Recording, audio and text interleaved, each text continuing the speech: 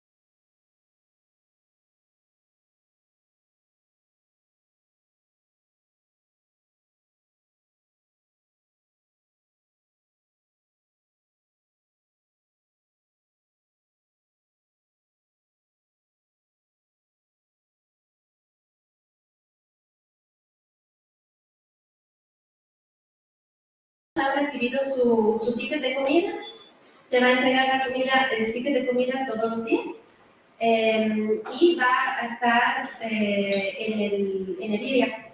Entonces siguen el paseo de la ciencia, ese paseíto que está aquí en el empedrado y llegan al instituto y allí va a haber su comida.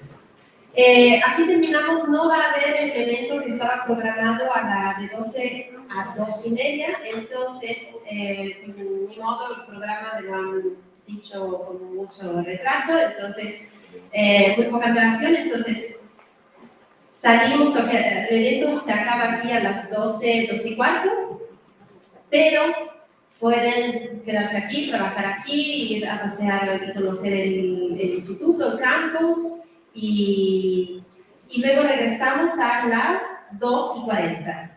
La primera charla de la tarde, de la sesión de la tarde, a las 2:45. Sobre el autobús sale, se va a quedar, creo, aquí fuera, se quedó aquí fuera, creo. Sale a las 6 de la tarde, cuando acabe el meeting. Y sobre la cena, algunos pagaron su cena. Si no han recibido su ticket de la cena, por favor de venirme a buscar y se lo entrego. Quien no se registró para la cena están invitados a venir a cenar a Macasaga, en el restaurante con nosotros. Simplemente van a pedir a la carta, entonces no hay, digamos, ningún problema y estamos todos juntos. ¿Sí? ¿La cena es hoy? No, mañana, perdón. La cena es mañana, recepción a las 7:30 en Macasaga, que está en Acueducto, en el centro de Morelia. Entonces, otra vez, por favor, de avisarme si no han pagado para la cena, de venir conmigo, lo pongo en una lista y simplemente piden a la carta. Ok, ¿estamos todos bien con el destino? Vale. Ok, entonces empezamos. Voy a presentar nuestra primera persona que va a darnos la bienvenida y es nuestro director Luis Zapata.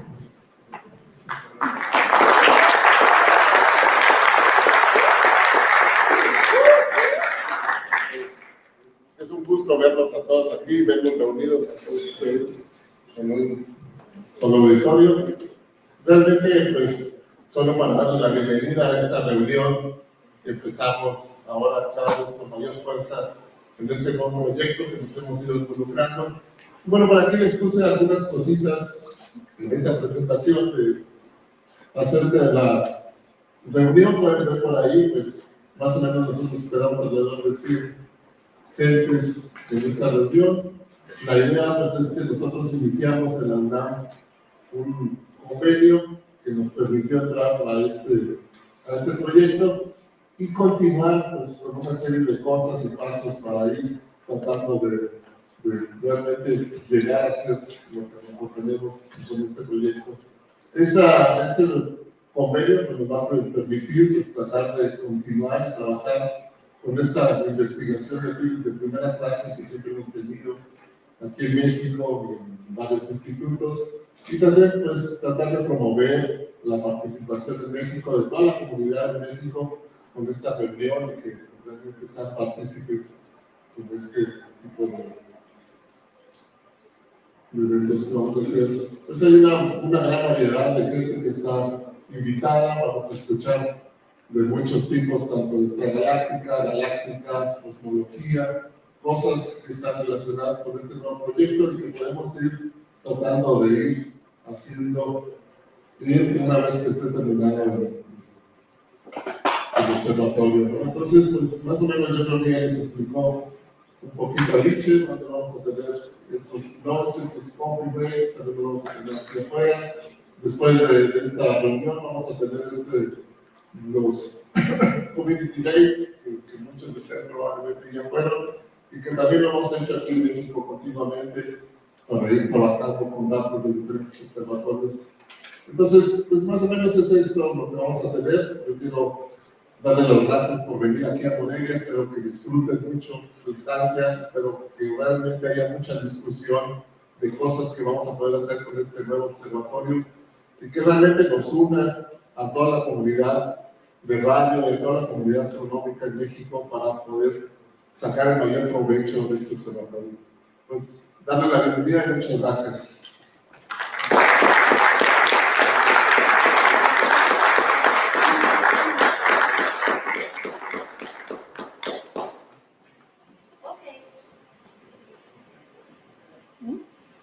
Okay, so let's start with the talks, and I'm very happy to introduce you the ambassador of NGVLA, one of the ambassadors of NGVLA, Dr. Carilli, and probably most of you already know him, and he's going to give a talk regarding the project. So this session is about project and infrastructure and some technical stuff about the NGVLA. So welcome, Chris. So, nice to see you. I don't turn anything off here. Let's see, does it play? Very good. Right, thank you very much. It's really nice to see a lot of old friends and some new friends. And it's really an honor to be able to sort of come here and try to, let us say, represent NRAL and bring two communities together. I think two very close communities historically, which has been a very powerful, I think, collaboration over the last 30, 40 years. And I was asked to, I guess, introduce the project and there's a little technical and science. But before I do that, let me just sort of say the motivation where we started this whole thing. I think Eric, you asked me to say something about that. And that's the very large array, of course, and the history of the very large array. So just 2 or 3 slides on the history of the very large array. And then I'll jump into the engine. The important point is that Very Large Array has been really the powerhouse of radio astronomy, the dominant facility in radio astronomy for over almost 5 decades now, right? Starting in the 1970s with literally with funding and construction in the 70s, full operations in the 1980s. Now, the 1990s was a very important contribution from the Mexican community led by Professor Rodriguez, which was the upgrade to 43 gigahertz receivers, right? And this is the first foray into high frequencies above 22 gigahertz. And it really changed the science we do, as we'll see as we go along. And it changed the tenor of the science that we do, such that we have really moved to high frequencies. I would argue it was the main sort of impetus for the Jansky Very Large Array, a major electronics upgrade at the beginning of the millennium, of the 2000s. And then, of course, moving into the NGVLA, where we've gone to even higher frequency. So we'll talk about that in a little bit. Why has the VLA been such a powerhouse over the 40 years? And that's versatility, right? We study everything from solar radio bursts on 1,000-kilometer scales and millisecond time scales, to planet formation, dusty disks, right out to molecular gas out at the edge of the universe, right? So it's the versatility that's really pushed the success of the VLA. And I showed here a plot Mike Garrett put together a decade ago, but I think it's still a good one, which is peer-reviewed papers increasing to the left for some reason, and Google hits increasing upwards. So this is sort of science productivity and sociological productivity over a decade period. The red symbols here are radio telescopes, and the green are big optical glass and space observatories.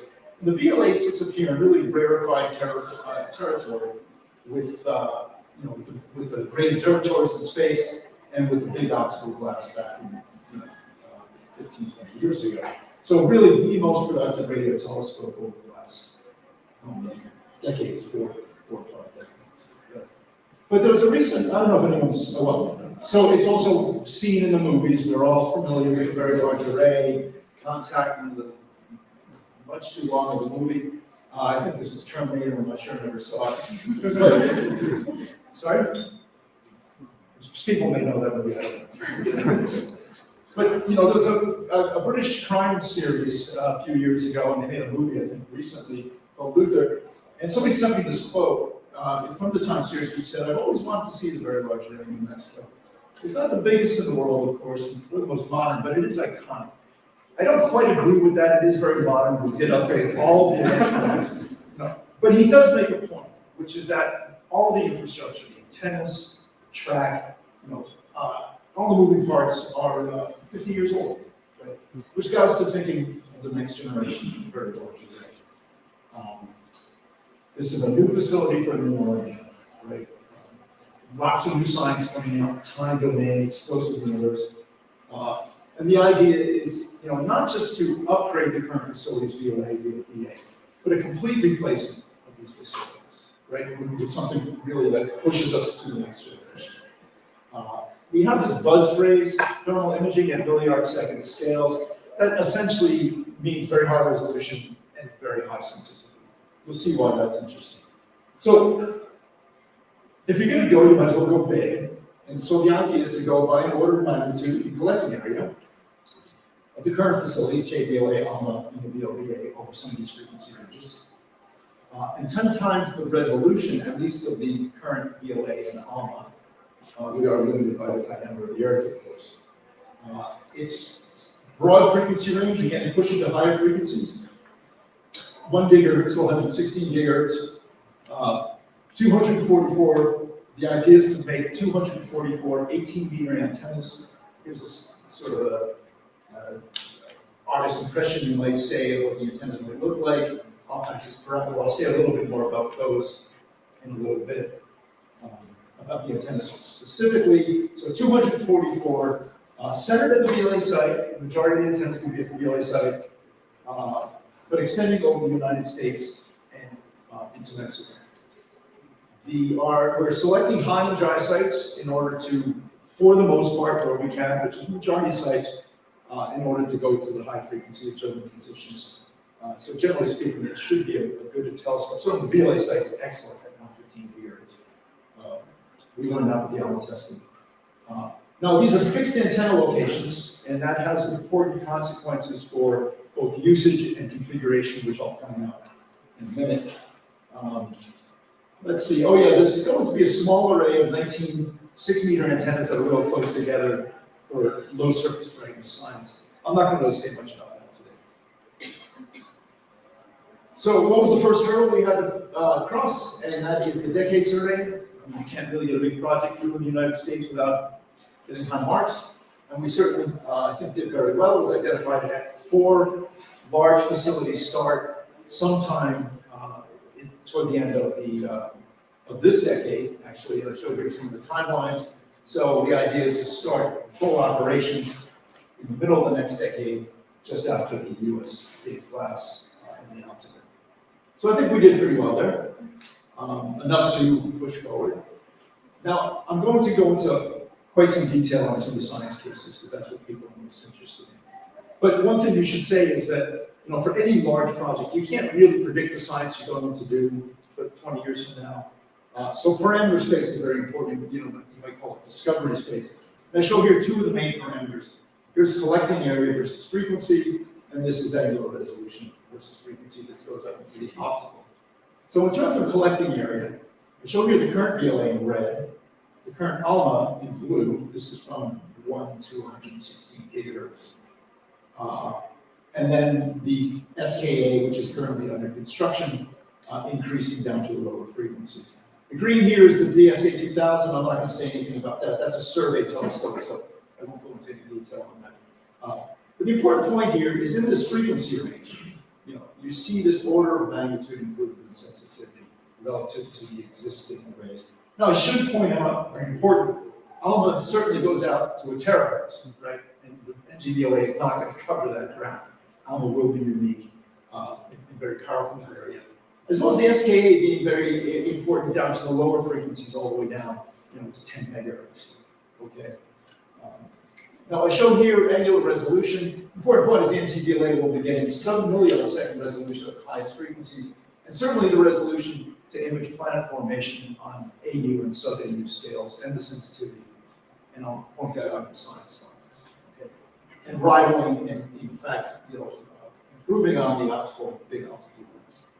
But the important point here is complementarity. I don't want to see the NGVLA as replacing ALMA or the SKA.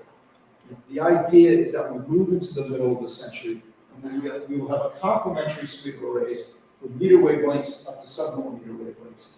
ALMA covering the high frequencies, chemistry, dust, fine structural lines of distant galaxies. The SKA down to the lower frequencies, below 10 gigahertz, down to 10 megahertz, for pulsars, H1, and cosmic ionization. And then the NGVLA in this 1 to 116 gigahertz range, terrestrial planet formation, dense gas history of the universe, formation of black holes. So again, complementarity as we move into the mid-century. So a little bit about the technical design. So configuration. As I said, they're fixed antenna locations, unlike the current VLA. So that has important constraints of what we build. So it's a multi-component configuration. Let's just start with the plains of San Augustine, where the current VLA is. There's north arms, 3 arms there. So this is about 40-kilometer baselines here. We'll have a 5-arm spiral of 54 18-meter antennas on the plains of San Augustine. Again, 40-kilometer baselines. Down at the center here, there will be 114 18-meter antennas with a maximum baseline of about 4 kilometers, with a minimum baseline of about 40 meters. That's for low resolution signs. Down at the center here, somewhere down in the core, we're going to put this short baseline array, which is the 6-meter antennas with very short baselines down to 11 meters. So for those surface slides. Moving on to larger scales now, you get the mid configuration. I think that's 46 18-meter antennas, 44, 46. Extending over Arizona, New Mexico, into Texas, and then into Mexico itself. And then on the longest baselines, 30 antennas out from Hawaii to Puerto Rico, stations of 3 antennas each. This gives us the very high resolution signs, the long part of the configuration. We expect real-time fiber transmission, data transmission, so real-time VLBI, you might call it, out to all stations. I think that should be doable in the next 10 years. And the important point here is we go from 10 meters up to 9,000 kilometers. That's 10 to the 6 in terms of spatial dynamic range. So obviously, you're not going to be doing always the full array doing one project. Subarraying is going to be a very important part of the usage of this telescope. Some antennas doing low resolution signs, and others doing very high resolution signs. Oh.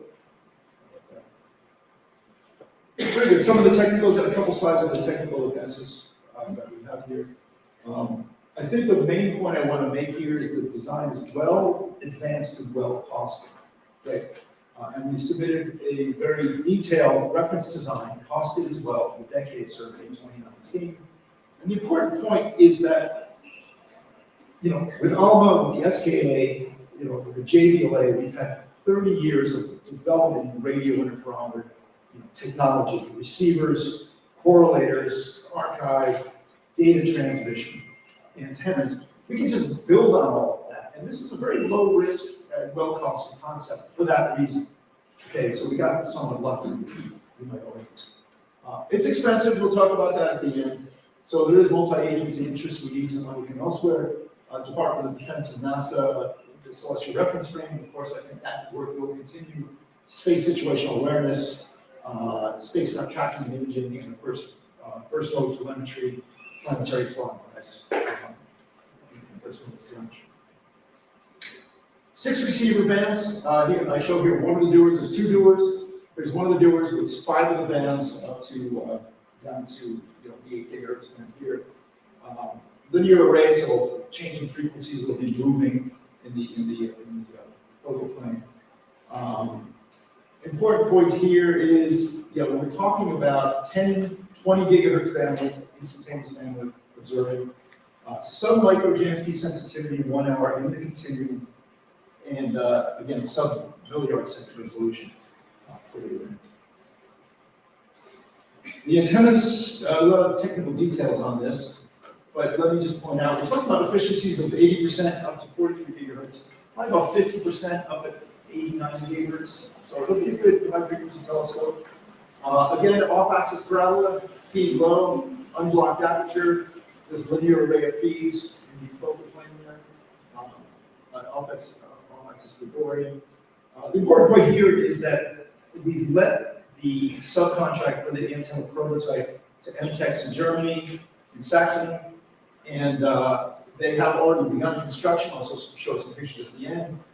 We expect the antenna to be delivered sometime next year, and expect testing of the antenna soon after, sometime next year. I hope some of our Mexican colleagues are involved with that.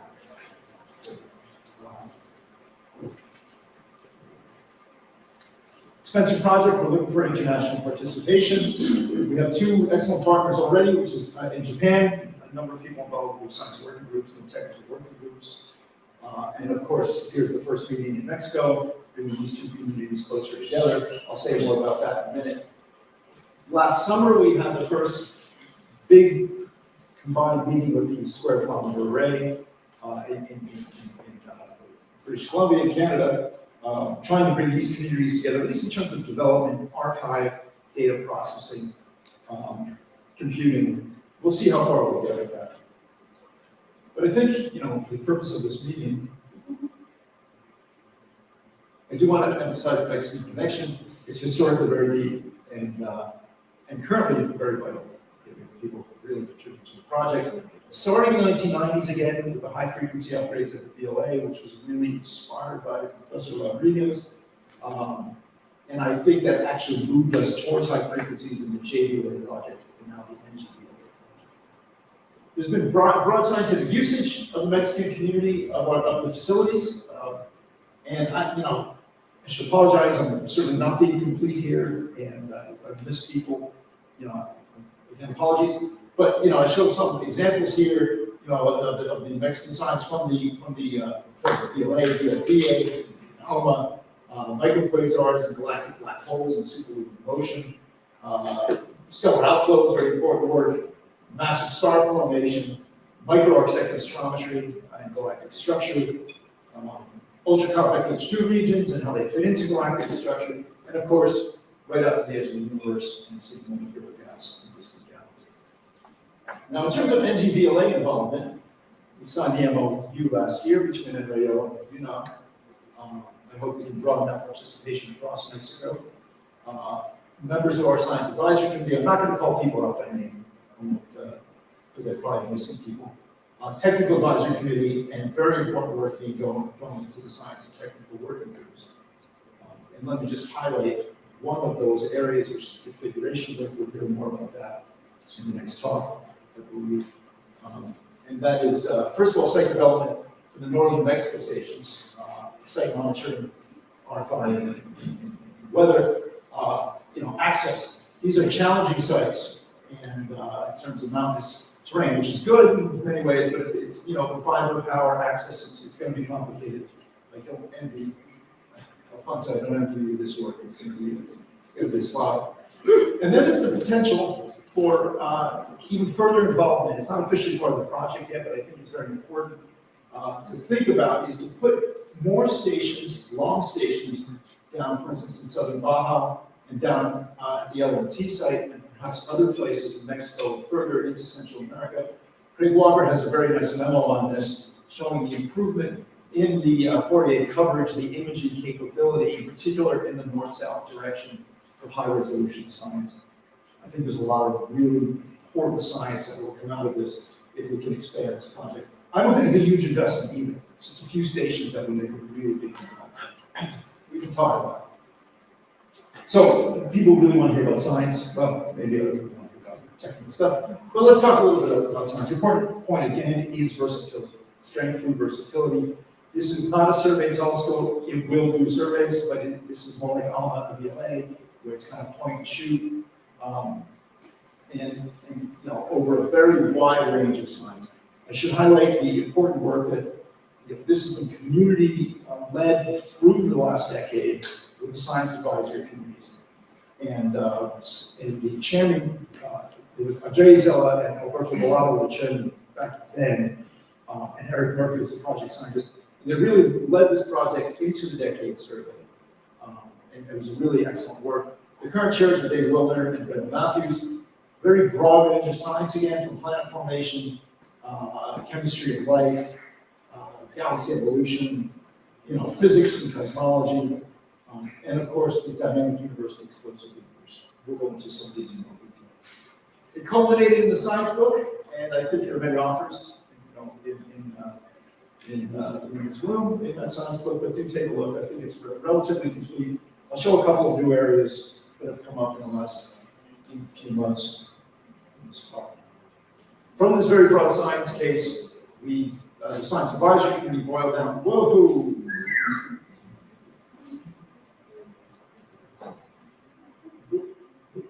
Yeah, Science Advisory Committee boiled down these key science goals. These are goals that don't necessarily drive the design, but are things that we absolutely want to do with the telescope, and so we have to build this. Starting with the formation of terrestrial scale planet, sub-AU scale imaging planet formation. The chemistry of life and protochemistry of life, galaxy evolution, particularly the dense gas history of the universe and molecular gas, which stars form. Pulsars at the galactic center. I'm not going to really talk about that very much. There's some very interesting fundamental physics you can do with that. It's kind of a high frequency case. And then this broad category, which is going off the bottom of the page, which is the evolution of and formation of stellar and supermassive black holes in the era of multi-messenger astronomy, which kind of captures a lot of the multi-messenger time domain science that has emerged over the last decades. So let's just jump right into it, planet formation and solar system analysis. Okay.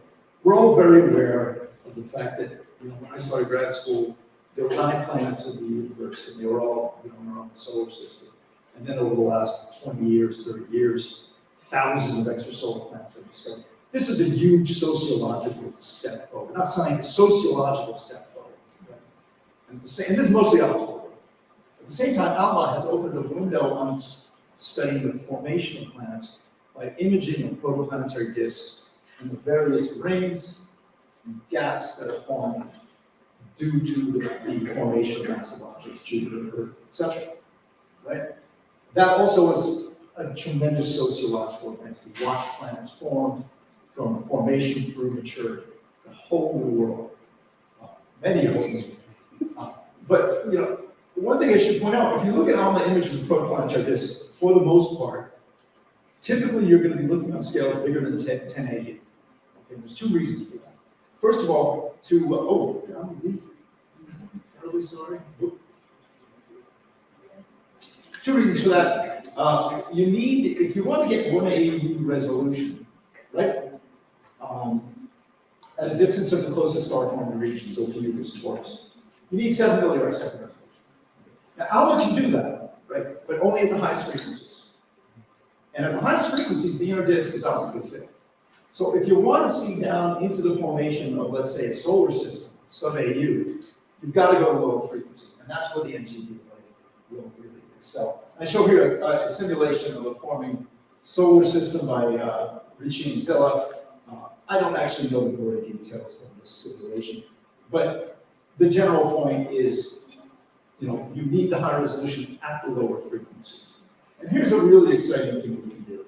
We can make movies of planet formation, you know, on terrestrial scales. This is a simulation again by Ricci of the forming Jupiter here around a solar mass protostar, 1 million-year-old protostar. You know, what you see here, let's just see it again. Good. What you see here is, you know, the dust trap, the branch points, the dust traps, formation depths, sorry. And actually, accretion marks is a hot planet itself. It's a Jupiter mass. Now, the point being here, you mean a certain planetary disk. The point being here is that, you know, if we build this telescope, this is not hard. We can make this move. If you watch the whole thing, differential rotation potentially changes over decades or time scales. And we can make this movie. I don't think this will be hard. We just have to build this telescope. I think it's pretty exciting. Good. Chemistry of life. In parallel, we can do the large molecules chemistry. It's a frequency range that's very rich in, for instance, simple amino acids, simple sugars. Certainly we have the sensitivity to start doing the astrochemistry in protoplanetary systems, which potentially lead to the formation of life in the universe. Again, something we can do. We will really excel at. Now, there's the other side of the equation, which is the, you know, the detriment to life, the impediments to the formation of life. I'll tell a little story here. The idea is that M dwarfs are the most common star that will host planets in the habitable zone. And the reason for that is very simple. M dwarfs are the most common stars. There are more M dwarfs than any other star, right? Unfortunately, we have found over the years, optical X-ray radio, that M dwarfs are very active. You know, magnetically active, kilogauss type fields, strong star-planet interactions. Right? And I show an example here. Recently from the VLBA, 77 Jupiter mass planet, ultra-cool dwarf, observed with the VLBA, and they see 2 components, an unpolarized radio component on sort of 20 stellar radii, which they are associating with a radiation belt, kind of a Jupiter Io type system. And then polarized auroral emission from the poles of the star itself, and it is periodic. So the important point here is you have these strong star-planet interactions, and that will be a key term in the Drake equation Because obviously these kind of photon torpedoes are going to blast the atmospheres of planets. And it's something that's very important to understand. There's only a handful of these things that have been imaged so far, maybe just this one in fact. With the subject micro-Jansky sensitivity, 10 times sensitivity, and the high resolution, we can increase the searchable volume by a factor of 30 and start studying hundreds of these group waves and really characterize how this will impact the formation of life. I'm not a big fan of root-end science, just more is not necessarily better. But in this case, when you go from a handful, 2 or 3, to 100, that is a big step. Okay. And here's another area which I think will be a huge growth area when we build this telescope, and that's stellar radio photospheres. Okay. I showed here a simulation by the MIT group of extreme mass loss from evolved stars, end-of-life processes in stars, solar mass stars, as they boil off their atmosphere. This is the primary enrichment mechanism for interstellar radiation. And I show here the model that they have. This is a series of images over a year time scale, or maybe more than a year time scale, over 2 to 3 weeks, 46 figures. And you can actually make an image of an AGP star as at the end of its life as it boils away its atmosphere and injects all this stuff into your star. You can make a movie of this. This would be really cool if we could do this.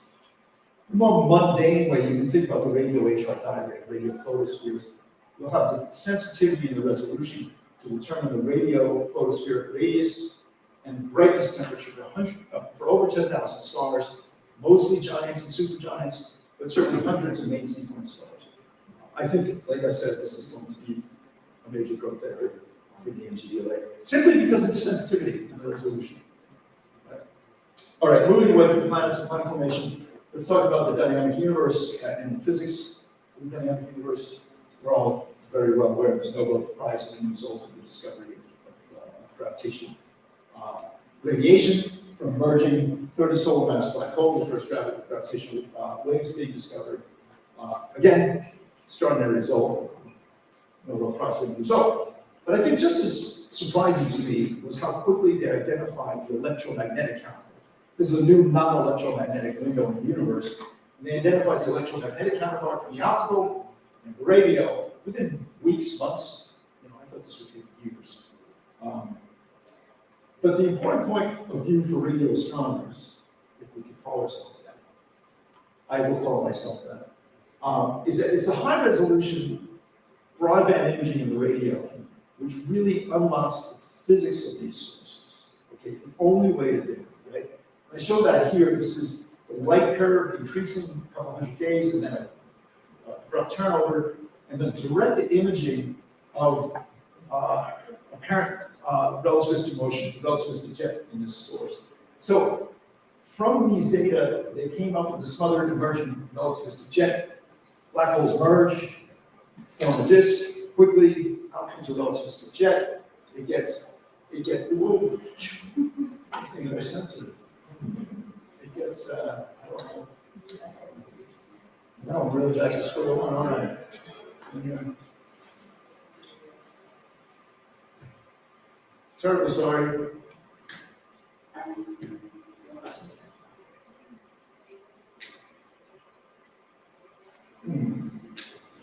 Good. This emerging relativistic jet.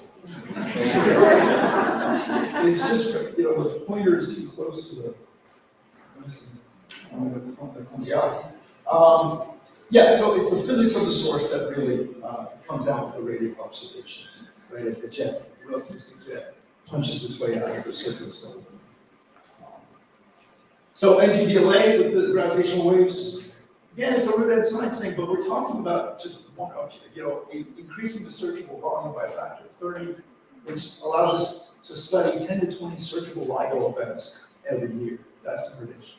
Okay. And one thing we can certainly do with the sub-layer second resolution that no one else can do is determine the morphology of the electromagnetic source. This is the UV, the amplitude of the UV of the visibilities, and a bit of a technicality versus baseline length. And you can differentiate between a disk, a sphere, and a jet-like morphology.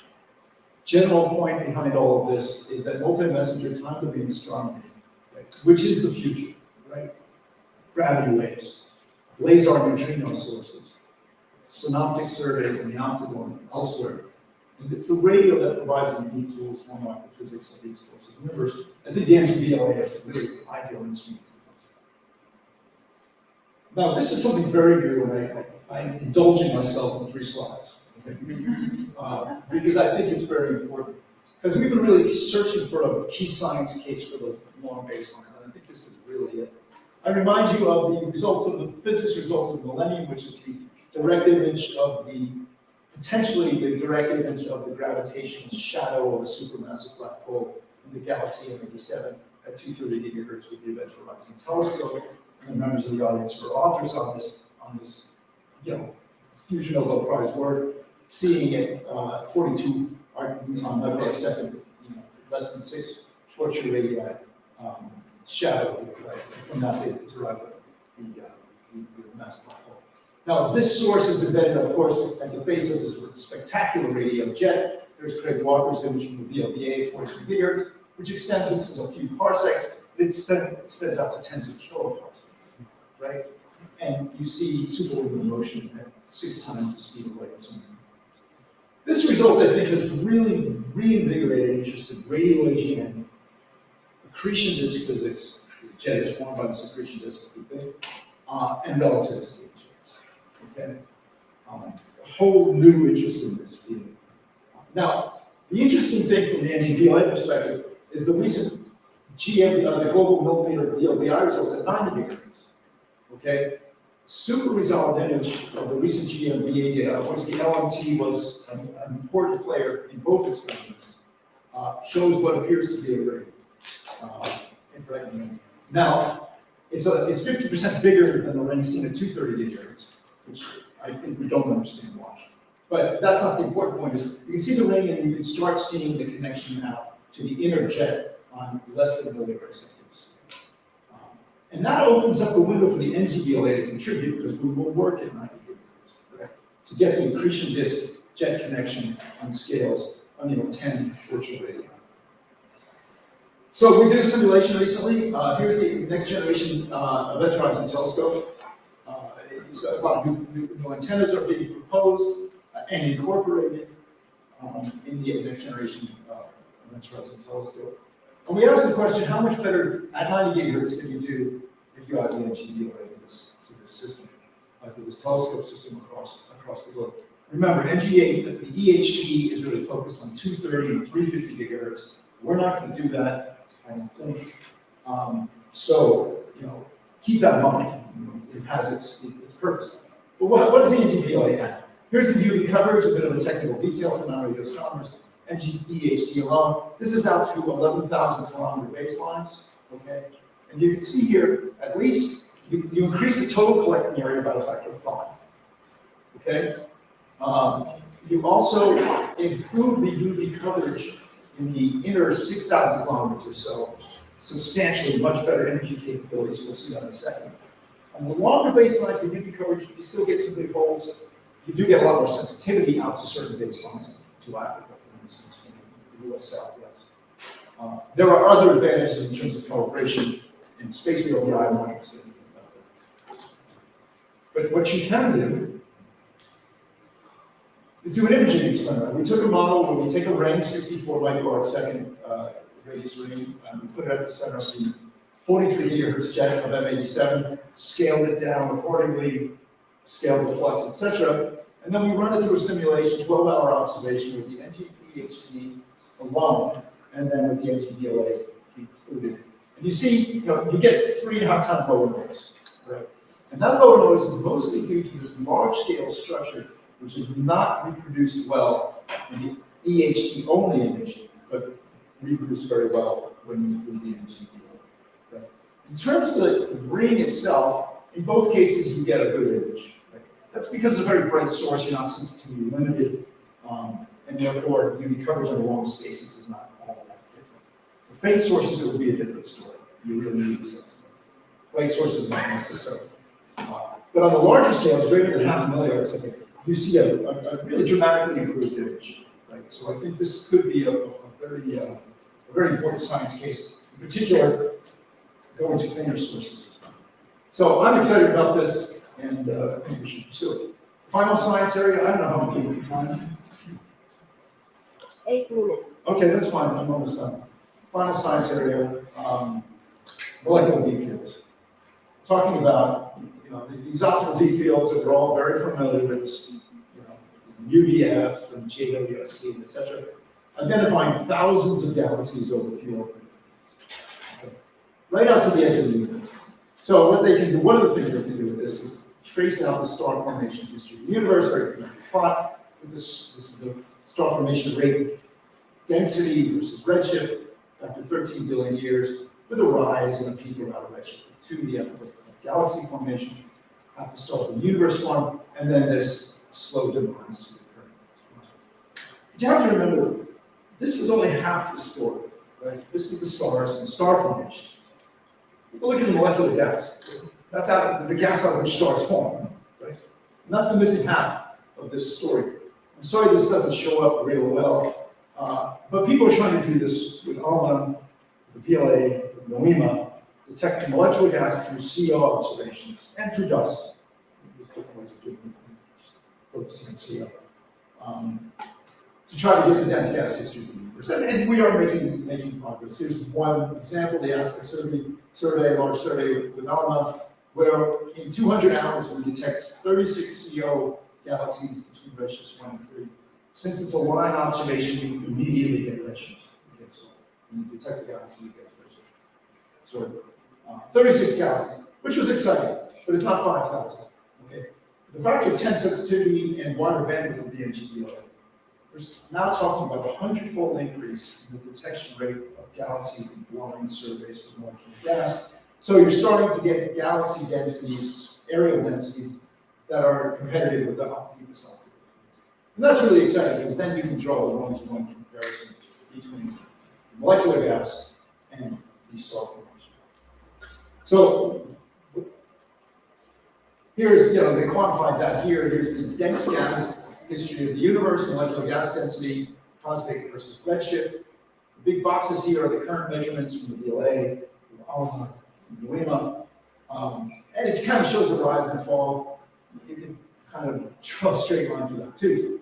With the NGVLA, we potentially will get a very precise measurement, precision cosmology of the dense gas history of the universe.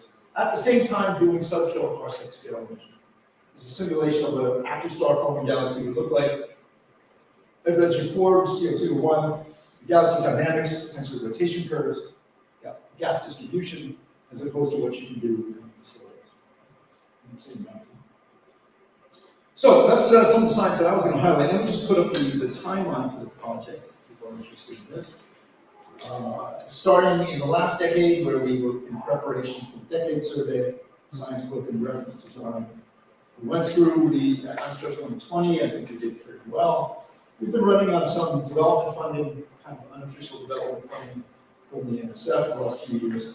Just this summer, 2 important events. NSF has formally entered the NGVLA project into the MRESC design process at the conceptual design. This is the process you have to get into in the US in order to get funding from a major research facility. Okay. And so this is the first step. It's not sufficient, but it is necessary. And then just this month, they gave us 3 years steady development funding at $7 million per year. Expecting in 2024 the prototype antenna to be delivered. That would be exciting. Final design review in the middle of the decade. Construction soon thereafter. Early science at the end of the decade. Full science operations sometime in the middle of the next decade. Here's some feel-good pictures of construction in Germany and MTEX. They're having an open day today. I think this is the elevation bearing. I'm not exactly sure, but this is under construction. Likewise, at the VLA site, putting in infrastructure for power and fiber for the test antenna. And we'll start doing some testing. Thank you very much.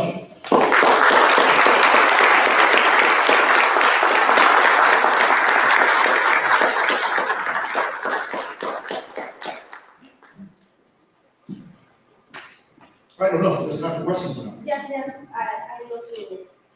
Oh. Sorry. Yeah, question. So we have plenty of time. Okay. 3 minutes. So, question? Comment? Did we miss a science topic? I'm trying, yeah.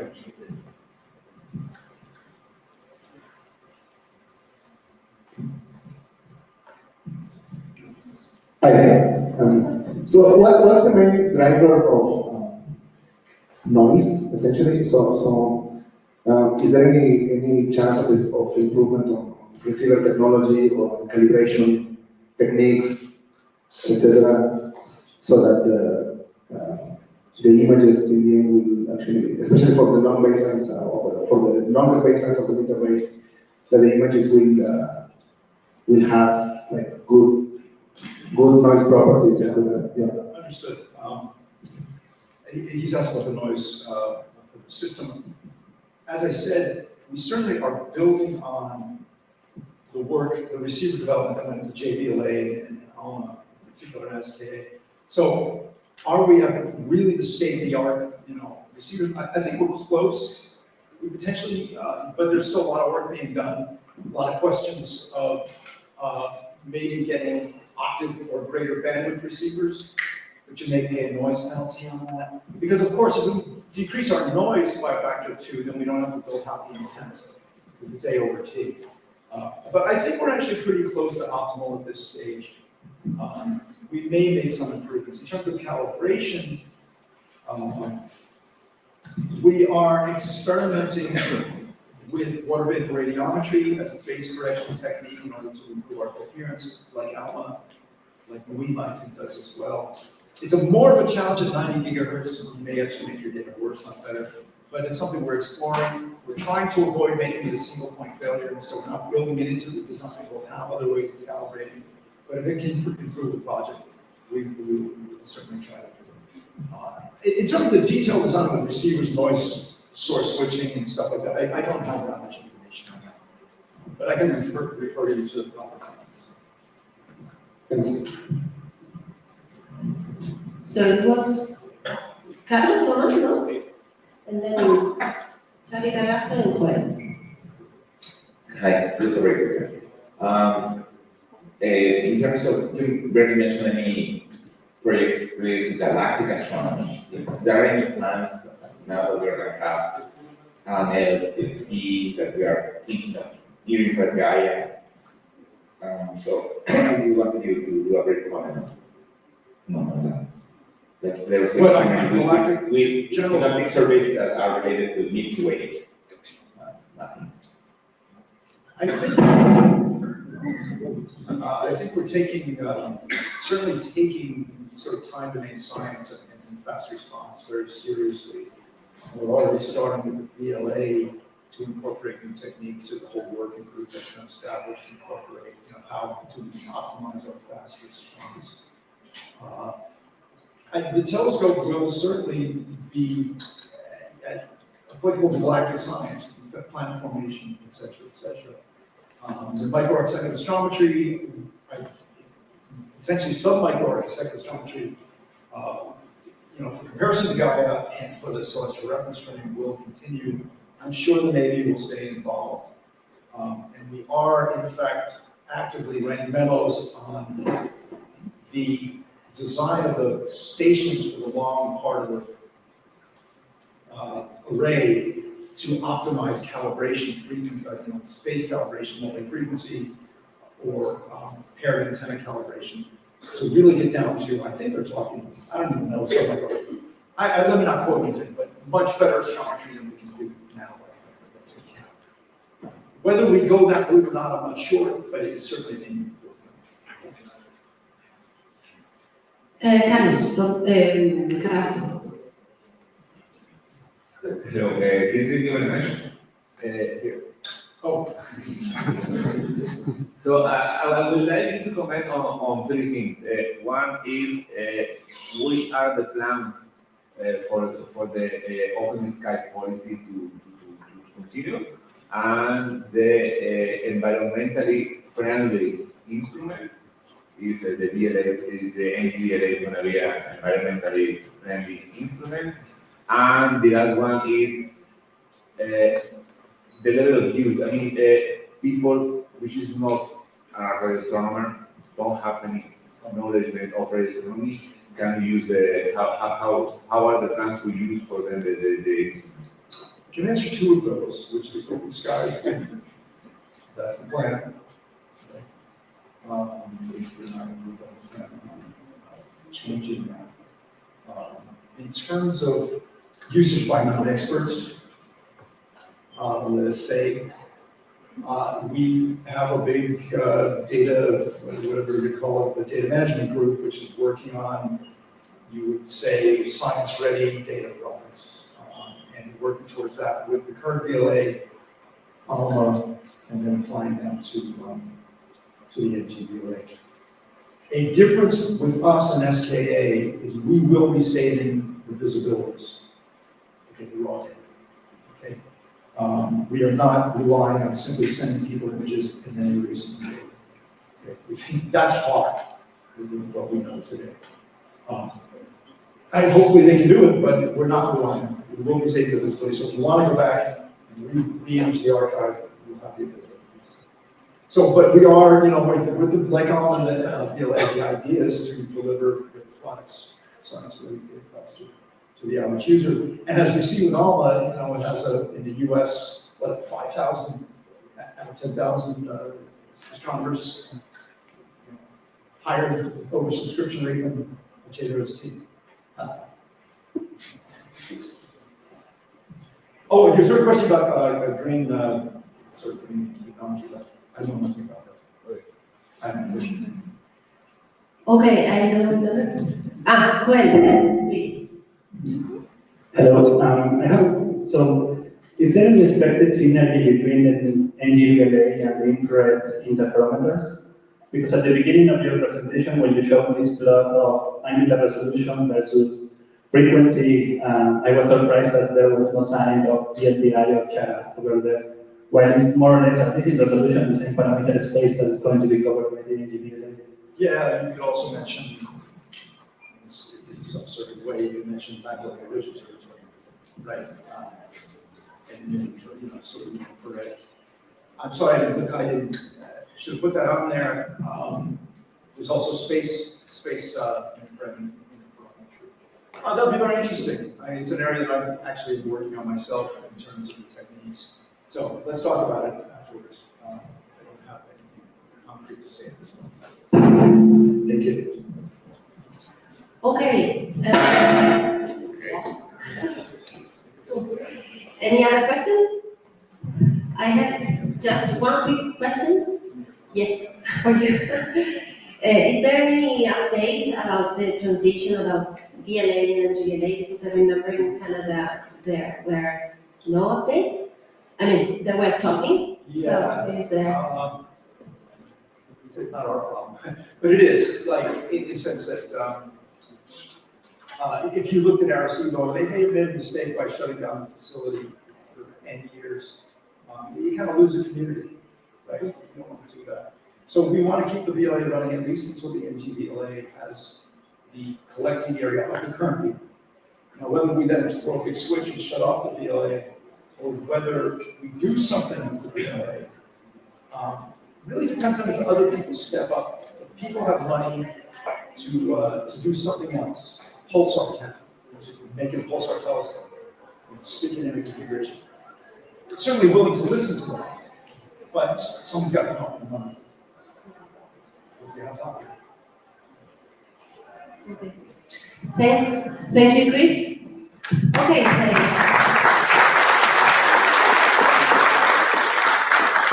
so let's move to the next one. Is Alfonso?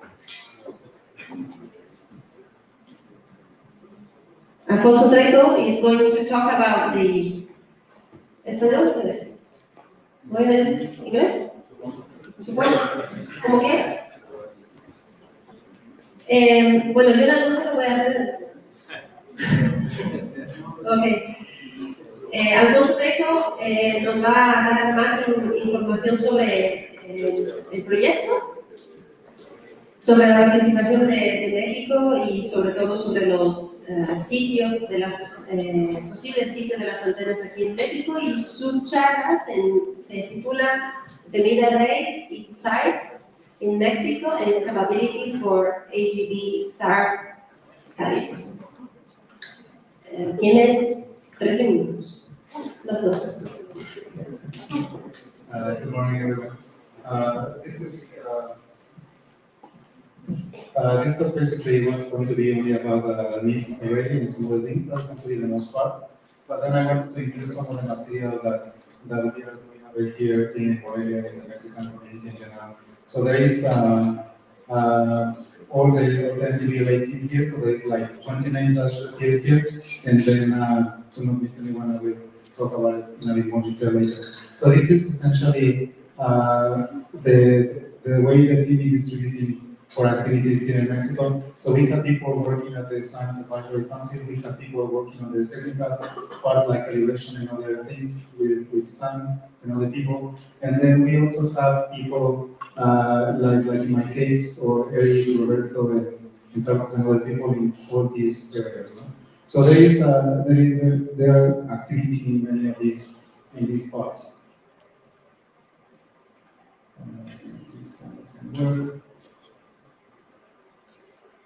Okay, so what is the current activities in Mexico? So I'm going to be mainly focusing about the mid-size in Mexico, some of the computer simulations we are doing, and then this one is like a part that is going to be covered in a later stage. And then we also review a little bit quickly this part that is also involvement from the Mexican community. And this one is going to be detailed later in a later talk by Ferrusca.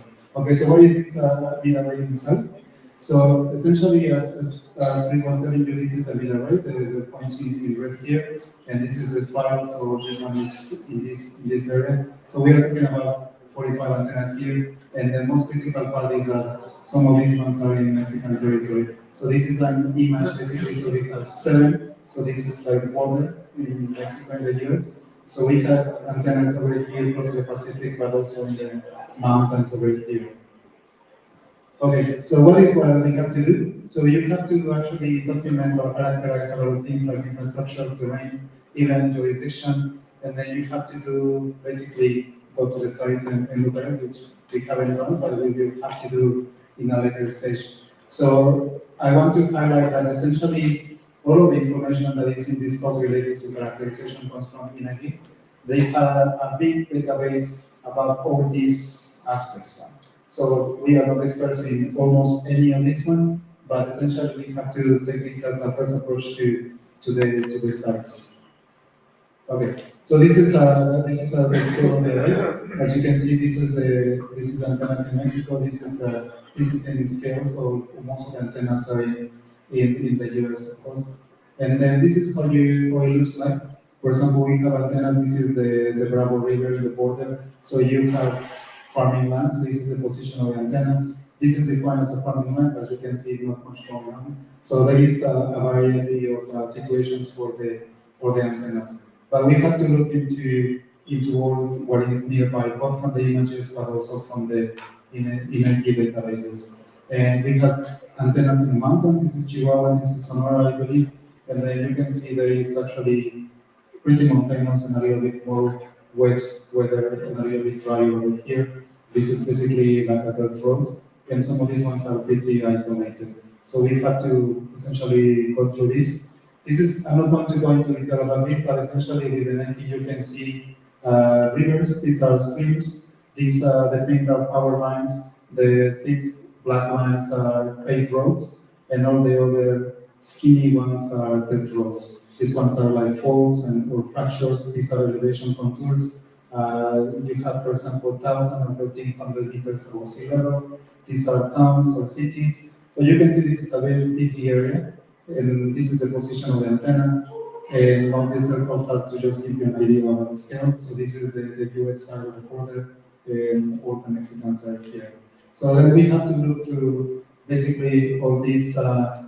You have roads nearby, you need power lines. You also need a town for the crew that is going to be at some point working there. And you also want to try to have a high place And you want to be close to antenna, but you also don't want to be close to antennas that are transmitting television or radio signals. So you want some shielding from RFI. For example, if this antenna you can move it over here, then at least maybe some of these hills can block part of the radiation from these towns while they don't block you whole sky, right? So this is part of the exercise we're doing. This is just another example of the antenna close to the Pacific, or this is the sea, and you have here some mountain. This is actually a sand area, so you see some of the streams of water coming down from these mountains here. These are lower, maybe 500 or 600 meters above the sea level. This is the position of the antenna, but this is not a paved road, this is a dirt road. The paved road is over here, and this is the transmission line. But over here, this is already 10 kilometers, right? So you can see that if you want to put an antenna here, you are more than 10 kilometers away from a paved road that you absolutely need for moving equipment at some stage, right? So this antenna, for example, you might want to move it over here, that is closer to the road. But you can see that there is only a tiny town here, so pretty much it's an empty area, that part of the country. But you have more critical things. For example, this is this is the mountains area in Chihuahua State, and you can see the only tiny towns are actually not even shown here because there is nothing within this radius. And all these are mountains, right over 2,000 meters above sea level. There are no major rivers. There are some dirt roads, but you don't have any paved road nearby. Right? So this is actually more challenging for infrastructure reasons, right? Of course, an isolated place in the mountains is always good for radio astronomy, but you don't want to be that isolated either. Okay, so what we have for the GBLA is that we have this detail in the antenna locations. So essentially the antenna position is somewhere here. I removed the elevation contours because it's all a mess. And but these are the mountains essentially. And then what we know is that if you look at the antenna position versus the distance to the center of the array, then you have a fraction in percentage of in distance that you can move your antenna around to prevent that you destroy the UV coverage. Right? So you want to preserve that property. So this is the gray circle, and this is 10 kilometers. But you can see that essentially, if you move inside that detailed area, then you only get close to these small towns here, but they are tiny, and there is a paved road here, and all of these ones are dead roads, right? And some of the rivers nearby. So this is a challenging position because you try to get close here, you have this town, and you have a paved road, you are still inside the mountains, so probably somewhere around here is the best chance if you want to respect this data. So some of the situations and the gray circles are places where you can put your antenna. So the antenna is somewhere here, and then you have all these space to move, right? For example, you can try to move to this town where there is another paved road, but then you have to maybe go to the mountains here to have a drier, higher place. This is a mining area, so you see there is actually big power lines here, the green and the pink, and then you have these, we don't have a railroad somewhere here because there is a mining area here. So in this case, maybe you want to go away from that area while you can try to stay close to this part and not very far from the power line. Right? This is also 10 kilometers here. Okay. So some of those ones are not very difficult. For example, this one in the border. So actually, in this case, if the antenna falls here, and these ones are farming lines, for example, you might as well put it in the US line. This is basically 6 kilometers long, or you want to put it somewhere over here that you are relatively close to the towns. And this is also not challenging. This is well inside Sonora State. This is actually a bigger town, like 10,000 people. This is our paved road. This is relatively flat. It's like 1,000 meters over the sea level, but all this area is flat, as you can see in the contours here. So you have plenty of space to move around the antenna. Okay, and so this one is also the one close in the Pacific. You want to put somewhere here in the mountains and somewhere here close to the roads. So of course this is a 10-kilometer scale, right? So there is many possibilities to go an antenna here. So at some point we have to go and look at this in these places and see what we do. So we have basically documented this in tables, and then we have, for example, the elevation here, and then you have also temperature, precipitation, the relative topography, and those kind of things. Okay, so these situations is what I was telling you about. That for example, these two antennas, the distance to the paved road is 15 or 12 kilometers. The power lines are far, and you don't have telecommunication antennas very nearby. You don't need them, so but you have to check. And you have sometimes nearby, right? So these antennas are the ones that are going to be more challenging. And you need to add this other aspect that is the jurisdiction. So in Mexico we have ejidos, we have communities, comunidades, and you also have farming plots. For example, the dashed area is what is defined officially as a farming plot. Whether people use it as farming or not, then that's another story. Okay. And then, yes, I was going to tell you the big, I don't know how I'm going to cover all this material. Okay, so I'm going to skip that. These are also ejidos and comunidades. This is a national park. You want to go away from that. I'm going to read a little bit of time from the questions, but this is the situation. And then these are basically the distance to the main array. You want to abide by these characteristics.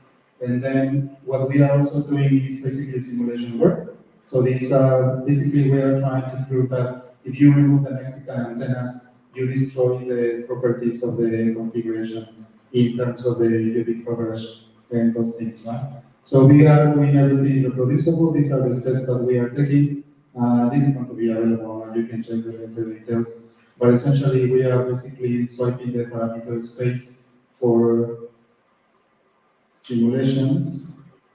Okay, so something I can show you quickly is that it's not working, but this is, for example, if you want to observe a minus 40 degrees declination, this is 1. This is using a weighting locus of -2, this is 0. So you can see that the beam is very super elongated when you go to the south. This is, for example, if you are observing a 30 degrees declination, which is basically similar to the DLA side, and you remove the antennas in Mexico. So this is not a big trouble. But I'm going to skip to a summary slide, for example, like this. So you can actually map this is the PSF at declination plus 50. The green ones are with no antennas in Mexico, the blue ones are with all the antennas in Mexico. The idea is to show that if you're in the northern hemisphere, then basically, even though the Gaussian is far from the PSF profile, you still have these residuals. But what happens is that when you go to the south, -30 or -40 degrees in declination, the actual PSF without antennas in Mexico starts to do these kind of things. This is radius and this is amplitude. So then the residuals start to get crazy compared to the situation where you have all the antennas in the configuration, right? So you can also do this for the mid configuration, not just the spiral, including the spiral and the core. This one. And then the idea is that when you do this, basically you start to destroy the PSF when you start to go into the south hemisphere, right? So basically we need the antennas in Mexico. Another way to do this, let me skip to this summary. Another way to do this is that if you take, for example, the mid configuration and you look at the declination where you're observing, and you have the beam electricity, basically the major over the minor axis, then you start to cover high numbers when you remove the antennas in Mexico, that is the triangles in this case, right? Yeah, one more minute. And then yes, so another way to look at this is that you don't have to look at the beam electricity, but you want to go one step forward and you do the ratio. So basically you plot that beam electricity without antennas over the cases with the antennas. So you can see here that for robots that are more negative, basically that ratio is 1.8 or something. In an ideal case where you don't get either antennas in Mexico or there are, then you should expect something spreading around in this area, right? Like when you have for this configuration in this other situation, right? Then you have something spread around here because you are at the positive weighting. But if you go negative weighting, then you have all these cases, right? So the bottom line is that to not have these ratios very large, then you want to put antennas in Mexico. That is the message I want to convey with the antennas in Mexico. Otherwise, basically, you destroy the PSL properties when you go to the southern hemisphere, right? Yeah. Okay, so I'm just going to mention this really quickly. So M3 is actually going to work on this in principle for the design of the antenna foundations. This is basically an agreement between UNAM or IRIA mostly and M3. So the idea this is antenna foundations, this is the anchor bolts, and then they have to develop this because they need some special electrically conducting cement and some other things. And then Obras Públicas in UNAM is going to help us design the workshops that are for supporting of the antenna facilities in Mexico. This is just like what the layer could be. And then this is the final message that we have a lot of things to do. For example, I didn't even go into detail what is the next stage for simulations that are really computing intensive. So then we have a distribution list. So if you want to subscribe to get news about the project that we are doing in Mexico, then send us an email here. And then we have actually telecoms where we discuss work and other things. This is for you, but remember, we are really open to receive participation from everyone. Yeah.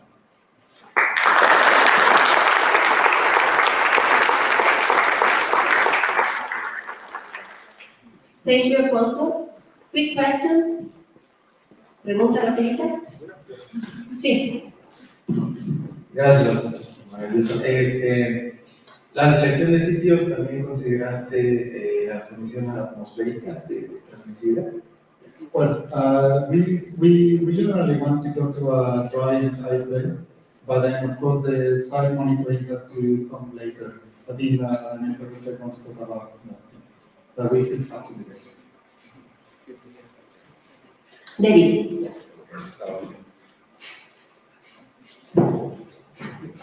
So, just thank you, Alfonso. Just for completeness, the LMT and INOE are also considering Sierra Negra, which is 1,500 kilometers south of the southern extension into Mexico, as a possible mid-location. So particularly when you're submarine, we could participate also as an NGBLA station for the mid-configuration, and of course with much longer baselines, 4,000 to 6,000 kilometers in the long configuration.